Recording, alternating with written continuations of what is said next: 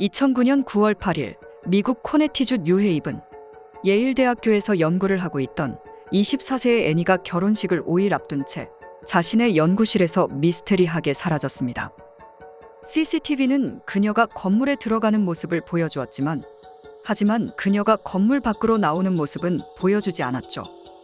그리고 경찰은 그녀의 결혼식 당일 마침내 그녀를 찾을 수 있었습니다.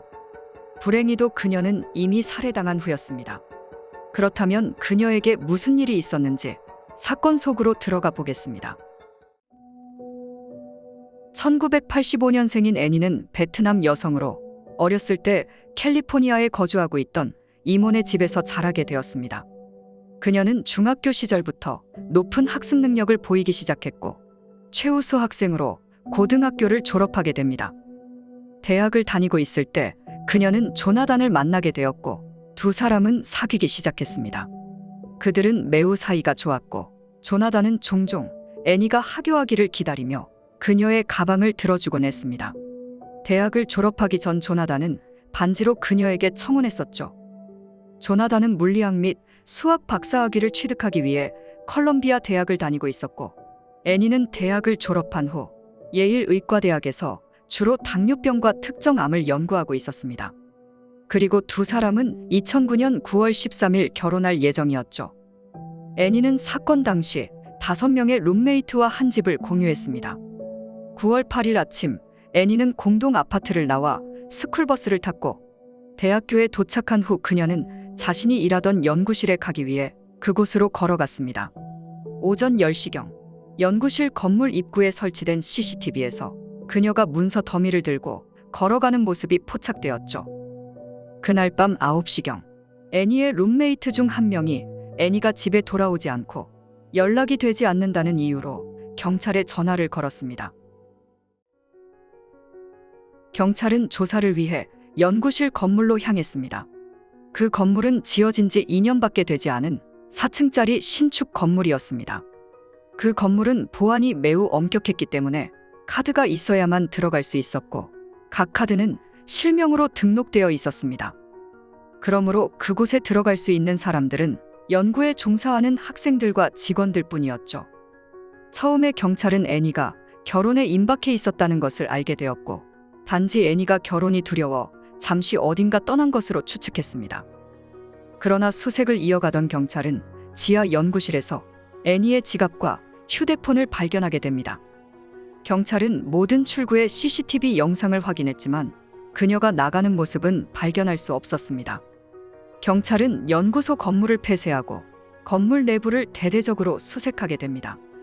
애니의 약혼자인 조나단과 가족들이 그녀를 찾기 위해 예일대로 달려왔습니다. 예일대 측은 애니의 실종과 관련하여 $10,000의 포상금을 제시했고 FBI는 사건을 조사하기 위해 100명 이상의 요원을 파견하였죠. 수사관들은 150명 이상의 관련자들을 면담하였고 75대의 카메라에서 700시간 이상의 영상을 면밀히 살펴보았습니다. 영상을 살펴본 결과 애니는 엘리베이터를 타고 지하로 내려가 카드를 찍고 자신의 연구실로 들어갔습니다. 그 후 애니의 카드는 사용되지 않았으며 자신의 연구실에서 나오는 모습도 발견되지 않았죠. 수사관들은 애니의 연구실로 시선을 돌렸고 연구실 벽에서 혈흔을 발견하게 됩니다. 그리고 연구실 복도 쓰레기통에서 가운이 발견되었죠. 하지만 4일 동안 아무리 건물을 수색해도 애니는 발견되지 않았습니다. 혹시나 애니가 살해당한 후 쓰레기통에 의해 실려나간 것으로 추측하였고 쓰레기 매립지까지 수색했지만 성과는 없었습니다. 같은 날 경찰은 혹시나 하는 마음에 실험실 천정을 열어보았고 그곳에서 애니의 양말 그리고 실험용 장갑과 반팔티를 찾을 수 있었습니다. 분명 실험실이 범죄 현장으로 보였지만 애니는 마치 증발이라도 한 듯 어디에도 보이지 않았죠. 다음 날이었습니다. 어디선가 고약한 냄새가 나기 시작했고 그날 오후 5시경 수색견에 의해 마침내 그녀를 찾을 수 있었습니다. 몸집이 작았던 애니는 벽 뒤에 갇혀 있었습니다. 안타깝게도 그녀가 발견된 그날은 조나단과 결혼하는 날이었죠. 벽의 내부 공간은 매우 협소했으며 애니의 머리는 아래로 처져 있었고 거의 벌거벗은 상태였습니다. 9월 16일 애니의 부검 결과가 나왔습니다. 그녀는 교살로 인해 목숨을 잃게 되었고 턱과 쇄골이 부러졌으며 몸 여러 곳에서 정액이 발견되었습니다.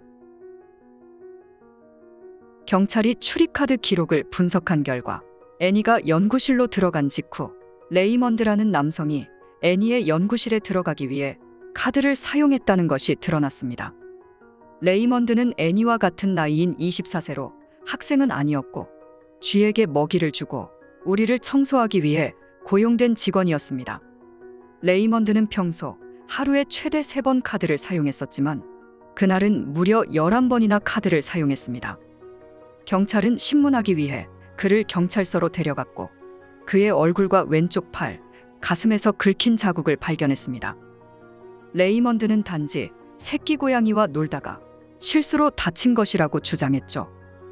얼마 후 레이먼드와 애니의 DNA 비교 결과가 나오게 되었고 DNA는 두 사람과 완벽하게 일치하였죠. 사건 현장 벽 아래에서 녹색 잉크펜이 발견되었고 그 펜은 그가 그날 아침 작업표에 서명할 때 사용한 펜이었습니다. 그러나 레이먼드는 범행 동기에 대해서는 침묵을 유지하게 됩니다. 레이먼드는 두 얼굴을 가지고 있었습니다. 그의 친구들은 그가 조용한 성격이었고 친절하다고 말했고 다른 사람을 비난한 적이 없으며 최고의 친구 중 한 명이라고 말했습니다. 그러나 레이먼드를 통제광으로 보는 사람들도 있었습니다.